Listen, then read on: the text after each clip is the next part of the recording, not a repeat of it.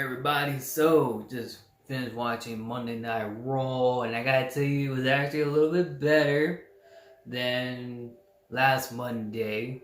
So, I'm just gonna go with just freestyle, just basically just cover based on what I remember or what I know based on the show and what I feel as though to me is the highlight of the show. So, sit back, relax, and enjoy the show. So they kick off basically just Edge and Beth Phoenix kicking off the show, do their little segment, which by the way I gotta say that it was pretty funny. How did you guys saw the Edge? I mean, look, I know it's his wife or whatever, but it's funny how he did a little rip on Beth Phoenix. While he was running on the stage back and forth, he was tapping Beth Phoenix's ass and shit. And then if you look at Beth Phoenix. She looked at him and was like, all right, stop it. That's enough. Because she was trying to stay in character, while he was doing that. So it was kind of funny. I gotta say though, is it me or is it me or is it Edge? His voice has kind of changed a little bit. I don't know if it's because of his neck. It's what making his voice kind of change up a little bit.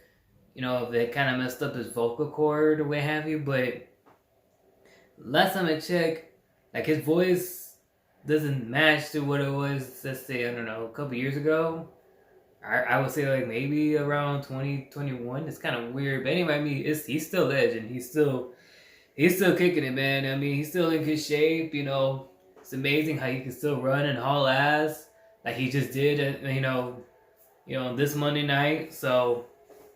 It was cool to see that.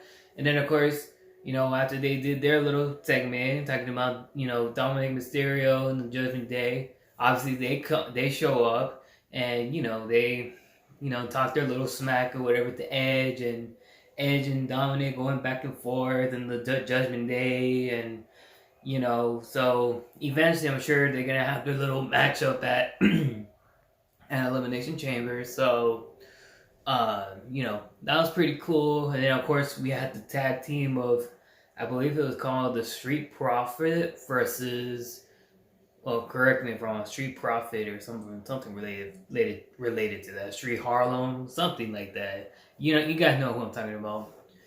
And the Judgment Day. You got the Priest and then I believe Finn Balor. Or was it a singles match?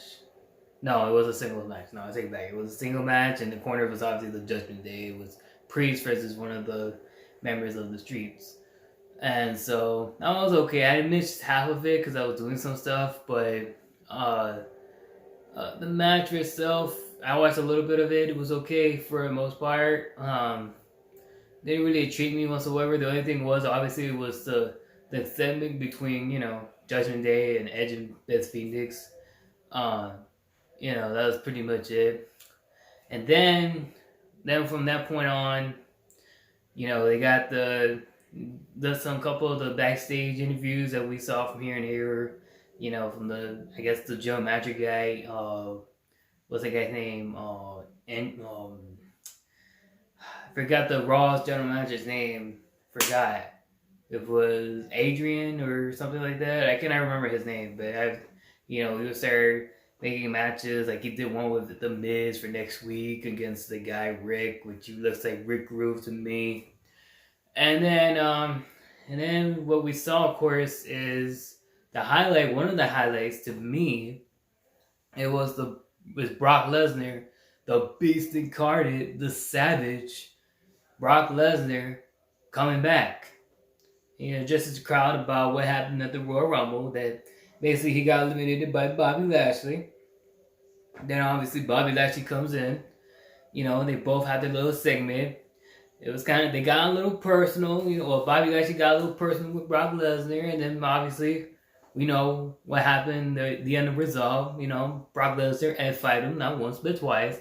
I gotta say, man, Brock Lesnar, man, he still got it, man. He's still the Beast incarnate. I mean, he's still in good shape. Bobby Lashley too, man. They both still got it. Although I see Bobby Lashley, he's a little bit smaller than what he used to be. I could be wrong, but last time I checked, I mean, when he first return to the WWE, like he was all jacked up and all like he was like a size of like a monster. I mean, that dude Bobby Lashley, when he came out, he was a monster.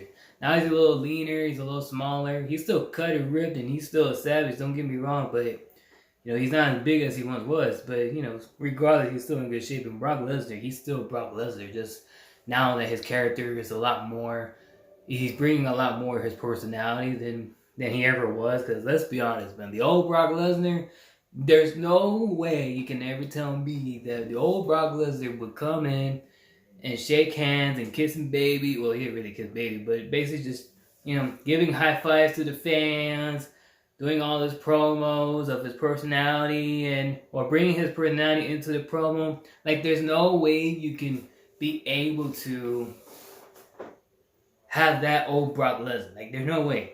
The old Brock Lesnar, what he does is, he comes to the ring, he eats, he sleeps, and he conquers and repeats.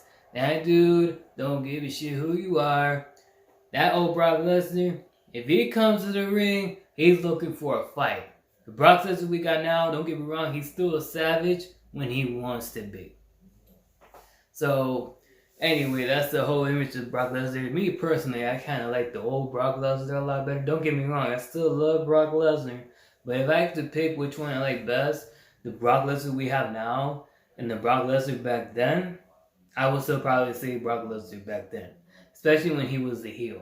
When he was the heel, he was a monster, a caged animal to the point where there was no stopping him. Now, I mean, obviously, he still can be unstoppable, but regardless anyway. So, that two segment was between Bobby Lashley and Brock Lesnar was pretty cool.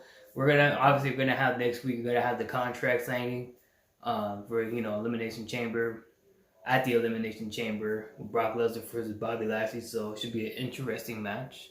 Hopefully it's clean this time. So, and then I think there was another segment where Baron Corbin, I guess his other wrestler, I cannot remember, with JBL in his corner. He obviously lost. Then JBL kind of basically. They don't want nothing to do with Baron Corbin, which, I would be surprised if they go back together all over again. It's like, it's one of those classic heels where they start talking shit to each other.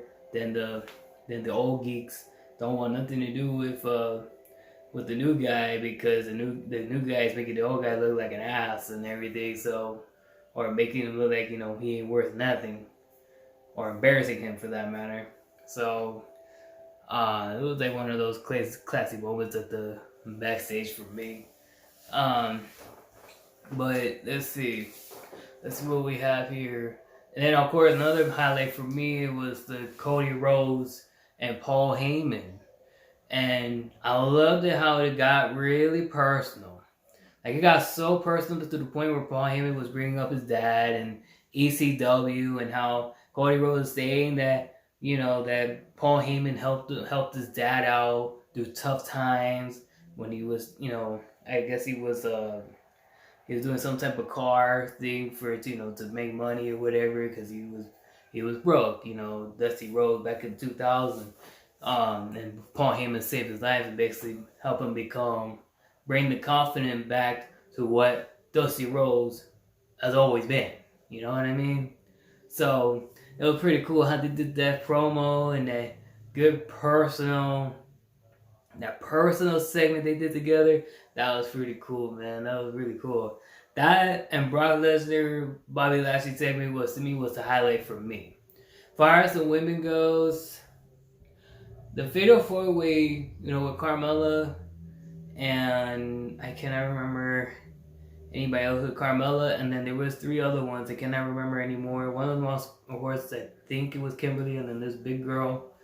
That one wasn't too bad. It could have been better. Carmella still fine as usual. I gotta say though, Corey Graves, his commentating is funny as shit, man. He can be arguably one of the greatest commentating we can ever have in the WWE as a heel commentator, or as a color commentator, whatever you want to call it. He is funny as hell, man. He talks a little dirty here and there. He puts some little comedy, dirty stuff here and there every now and then, and does a little sarcastic jokes and every once in a while. He kind of reminds me a little bit of, I don't know. He kind of reminds me a little bit of Jerry Lawler. You know how Jerry Lawler, every once in a while, Jerry Lawler, he would do those little comedy, those little dirty comedy stuff every once in a while. They start talking shit about the women and, you know, puppies and all that stuff. Like, it kind of reminds me, Corey Creek kind of reminds me a little bit of that. A little bit. So maybe, maybe he kind of does remind me of Jerry Lawler, although I just said it, but nonetheless, Corey Craig, he's funny as hell, I still say that one of the greatest commentating, though, for our color commentating, I still gotta put Bobby Heenan, man. Bobby Heenan, Vince McMahon, no, because that's the other commentating I would say this. The best commentating for me, I would say Gorilla Monsoon and Bobby Heenan. I would say Vince McMahon and Jerry the King Lawler. And then I would say JR and Jerry the King Lawler. Those are my top three right here. You got Gorilla Monsoon, Bobby Heenan, Vince McMahon, JR. Vince McMahon and Jerry the King Lawler and JR, aka Jim Ross, and Jerry the King Lawler. Those are my top three. Can't beat that, man, as far as I'm concerned. And I'm an old school WWE guy, so. Anyway, so that Fatal 4-Way wasn't too bad with Carmella in it. The cage match, the steel cage, the main event, which I think everybody kind of knew it was going to happen, that this was going to be the main event, Becky Lynch versus Bayley. No, it was okay. It was pretty cool to see Lita back. Either I'm seeing some things, or I could have sworn that Lita, she had grown a little bit of buttocks, if you could say. Or how about this? She had a little more ass in the back of her ass. So basically, she ain't a bad looking, man. I tell you what, Lita still got it though. I tell you that. I don't know if she did some implants or what have you, but when I saw that, I was like, oh my god, did she work out a lot on her hamstrings, or did she do some implants? One of the two. So then I saw that, I was like, oh my god, whoa. Like, okay. Interesting. But anyway, so overall, I would say the show for Monday Night Raw for this week, I would give it a thumbs up. I give it a thumbs up. The highlights for me, like I said, it was the Cody Rhodes and Paul Heyman segment when they got a little personal, and then Brock Lesnar and Bobby Lashley. But what about you guys? What did you guys think? What did you guys like about Monday Night Raw? What was your highlights of the night? Let me know in the comment section down below. And if you enjoyed this video, you do me a solid favor. Smash that like button, smash the subscribe button, smash that share button, and make sure you keep that notification bell on so that way you don't miss any videos that I upload. And remember, stick around for more reviews on Raw and SmackDown. And sooner or later, I will be covering Friday Night SmackDown for this week. And I'll see you guys down the road. Deuces.